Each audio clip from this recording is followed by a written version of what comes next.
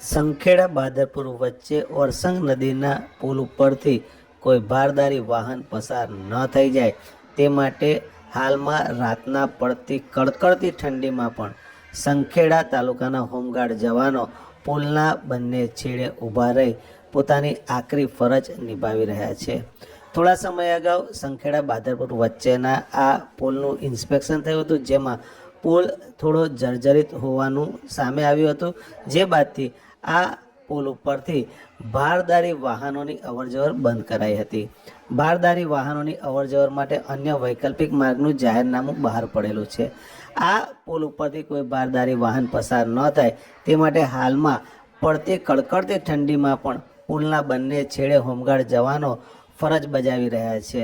હાલમાં જો કે રાત્રિના સમયે કડકડતી ઠંડી પડે છે, ત્યારે આ કડકડતી ઠંડીમાં પણ આ હોમગાર્ડ જવાનો તાપણું કરી અને પુલના બંને છેડે બેસી રહે છે, ઊભા રહે છે અને ફરે છે કે જેથી કરીને કોઈ ભારદારી વાહન અહીંયાથી પસાર ન થાય।